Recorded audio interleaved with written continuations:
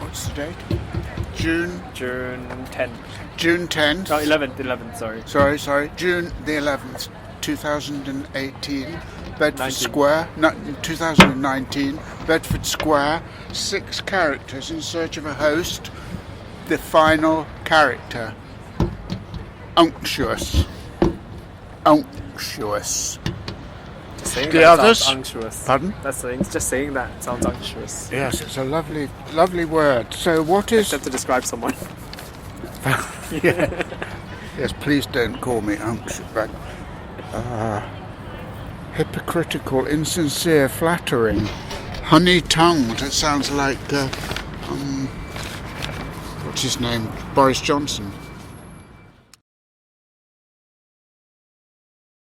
Hold on, sorry, that wasn't recorded. Create Slipknot. Sorry, excuse me. So you create a slip knot Yeah. and you pop that on the hook. Then you take the thread from back around the hook and take your knot and pull it over the top. And that's it. That's the basic I-cord and first stitch for crochet. So we've been through 5 from fruity, chewy, juicy, tender and crispy, yes. But why unctuous is the final, the denouement of this series? Unctuous was always a bit of a odd one because the other textures, always seem to be positive. Yes. Always seem to be positive, but unctuous has always been a bit sickly, a bit gross. You know what I mean? A bit unpleasant. Yeah, it's always been a bit unpleasant, but I think there's nothing wrong with having a bit of unpleasant in the mix. You need to kind of like have the unctuous, and then that's where kind of other things like zestiness can cut through the unctuousness, and then you have that kind of liberation from unctuousness. But that's what the sign is a bit. The sign is a bit. Yes, it says having a greasy or soapy feel, which I could imagine a sort of a greasy sort of architecture. Yeah, greasy. So that kind of like slippery doesn't really quite go away. No. It kind of just stays around, and it's always there, like just a little bit there, and you're always like, you can't really wipe it away. You keep trying, but you can't really wipe it away, can you? Yeah, I don't know what Mark Fisher would have made of your words. His would have been much more. I think he could associate probably with crispy. And even fruity, but I think his architecture was quite crispy, sort of sharp. But now, I mean, it was, and I mean, that's but the do you crispy. think in your personal work, do you think it's unctuous? Do you think it's a wheedling, cajoling, crawling, cringing sort of work you do? Yeah, I think there is a little bit of that. I think there's definitely a bit of wheedling, yes. A bit of wheedling, a little bit cringy, little bit kind of like you see it and you're not sure whether you like it or whether you hate it, kind of situation. Like, yes, I think there is a bit of that, and I think like whether intentional or not, I don't know if it is intentional, to be honest. Whether that I intentionally make it a bit annoying, a bit greasy, a little bit kind of too smooth. Kind of thing. Yes. I don't know if that's intentional. I don't know if that's a good thing or a bad thing, but I think So you put like the crochet over the hook, then you pop your hook through the holes you made in the first loop, pop some more crochet over the hook, and then you do the same process of pulling the stitches over the hook. First 1, then 2, then that's it.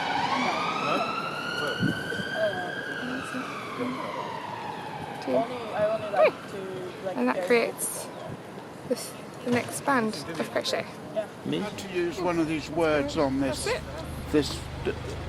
data shredding, which that's a new, interesting new way to earn some money, isn't it? Shredding somebody's paper. I think that's really good. Records may shred scans really. Is one of them is more unctuous or chewy than others? Do you think? I think records management. Because records management is the most vague one. It's the what does it mean? You know what I mean? Like managing what and managing what records. Yes. Yeah. That is a totally new kind of thing, isn't it? I mean, maybe not. Maybe it's like archiving. On-site shredding. On-site shredding, yeah. Of unctuous, fruity architecture. Yeah. So some of the question here, is this an unctuous offer? I don't understand that question, actually.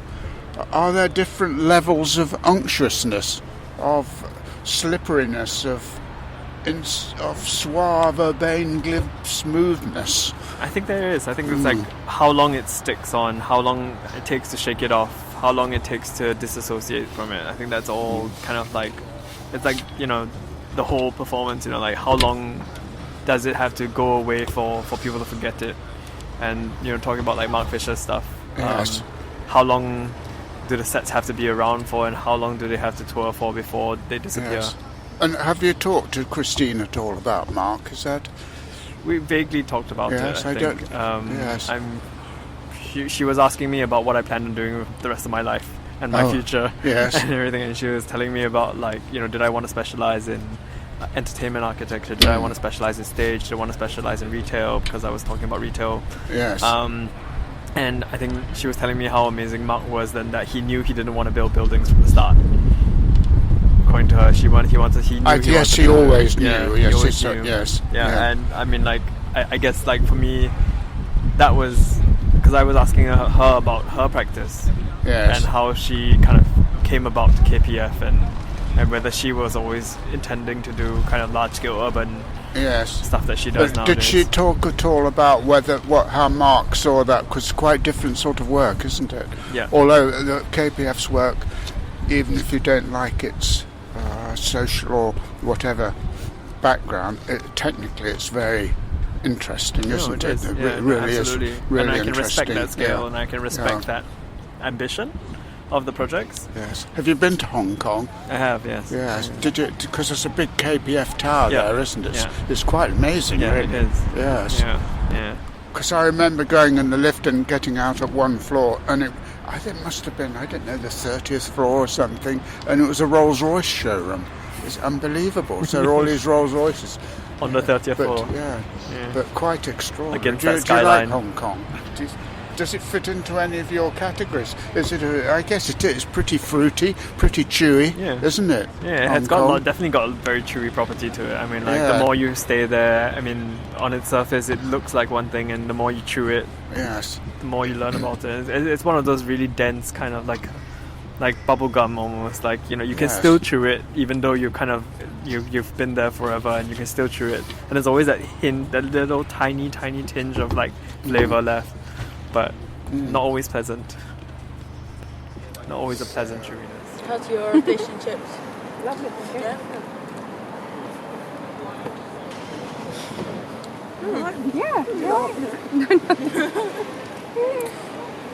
I'll go show it to your friends. And send them over here. Does unctuous have an opposite? Well, I think of all your words, it probably does have a lot of opposites, doesn't it? Yeah, like clean, greasy, crisp. Yeah, opposites. In fact, a lot of your other words are opposites, aren't they? Yeah, crisp is not greasy or soapy, is it? Yeah. No. Yeah. I don't know who made these questions. I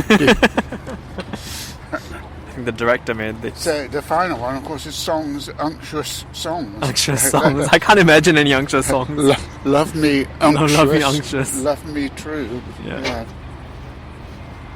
And what do you think unctuous brings to the table? Do you think, since we're at the AA, do you think the AA is getting a little bit obsequious and fawning and I think grovelings? a little bit. I think we could all be a bit more crispy. Yes. We could afford to be a bit more crispy and a bit less unctuous. Not that you know, unctuous is completely inappropriate. I think there are places where unctuous is good. Yes. You know what I mean? Like a good buttery sauce or. But how? I mean, for me, how have you felt about what you do? Because for me, you're a proper AA student. You're doing something which you probably couldn't do at another school of architecture, and you're doing it in the public sphere, opening yourself up to hilarity, to awkwardness, accusation. accusation of being unctuous. So and a lot of awkwardness, that I takes think, a lot as well. of courage and but energy. So I think, yeah, I mean, really I think appreciate it really that. is about, for me at least, it was about doing something I couldn't do in any other school. I mean, I'm, you know, not only am I, you know, here at great expense for the first 3 years, and now thankfully, you know, like supported by the school and supported by, you know, the estate of Mark Fisher and everything, but it would just be a waste to do kind of at things you could do anywhere else. No, really. no. I mean, and did you never knew Mark Fisher, Mark, did you? no, I didn't. He passed before I, yeah. Yes. But I mean, that's why I wanted to do one in 4th and one in 5th. So that's why I'm doing one more next year, because, like, you know, it's more than the money, right? It's more than that, but it's also that opportunity and that platform to do something. Yes. I did email Christine. It would be nice to talk to her about the other two and yours, because they're very different. So and perhaps talk to you at the same time. So it really interests me. I don't actually. I knew Mark quite well, but I didn't know her at all. Yeah. And this isn't part of that. But, but a lot of people didn't know her. I don't know why. I never met her. But they're obviously quite different. Yeah. I mean, based. I don't know Mark. I didn't know Mark, but they do seem quite different, and I think there is a bit of embracing that difference. Yes. But the thing that I enjoyed about he had this office. It was only about 2 rooms, and it was packed full of computers in an age where, not like now, where they would be running all night just to render one drawing. Yeah. And he only had 1 employee at that time. Right? And there's one now. What is his name? I've forgotten his name. Have you met him? No, I haven't met him. And he said, I said, well, you could, because he could have got really big, you know. And he said, no. He said the best time of his life was in the diploma school at the AA, and he wanted to keep it like that. Yeah. And so he said that's why he didn't employ a big office. He didn't have a mobile phone. He used to rent one. When he needed one, he rented one. Yeah. Good bloke. Yeah. No, that's a killer at crits. I can imagine. No, he wouldn't know what had hit them if he came now. He wouldn't stand any nonsense at all, you know. I can imagine. Yeah. I mean, like, I was actually, the one thing I was really inspired by with his work was the Nice Ideas unit. Yes. Yeah, and it's just the idea of the Nice Ideas unit, because I couldn't find any work that was actually produced by the Nice Ideas unit from the archives. It's just an idea. It's just an idea, nice exactly. Idea. It's a nice idea, but just having that idea of, you know, bringing a kind of like a crazy idea and just really working out the technicalities of making that crazy idea happen. I think there's a rigor in that. There's a real rigor in that, and not like making these assumptions about magical engineering that will fix your problem, but really just.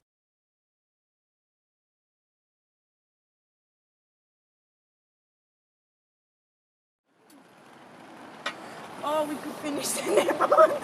Can you take a picture of my face poking out of there? Sure. Oh, it's really trippy like that, actually. That's a bit like That's All, folks. I like this.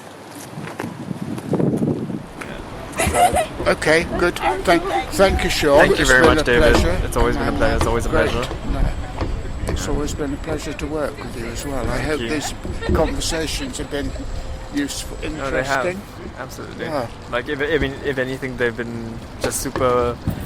They've been super helpful in exploring the things that I can't explore in tables. Yes. Do you know what I mean? Like, I think there's just a different level of work, a different layer to the work that I just can't explain to even my tutors or just the kind of school as a whole. You know what I mean? But it's there. And you're with Simon Taylor. Simon Taylor. Yes. And no, he should get it. No, he gets it. As in, they get it. They both get it. But I think, like, there's a different kind of, like, seriousness or in exploring a different layer of seriousness in exploring it from these other angles. Yes. I think that's just different, you know what I mean? That's the more important thing is also to what extent the new director acknowledges that this is proper work. Doesn't matter. I know it doesn't matter to you. Yeah. I mean, that doesn't matter to you, though. Oh? Does it matter to you? Well, it does to me. I know Peter Cook always says, you know, you just have a stupid love affair with the AA. You know, he just thinks you go away.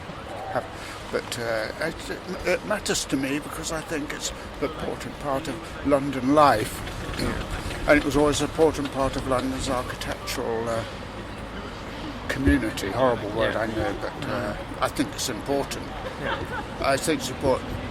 It just seems unwilling, more and more unwilling, to do the things which only the AA can do. Because you pay a lot of money to come here. You have a right to do what you want, I think, with the help of the institution. I think it should be more, have more units which help students achieve their own kind of creative ambition, if you like, rather than be a mirror to a tutor's exactly. personal agenda. That's what I've been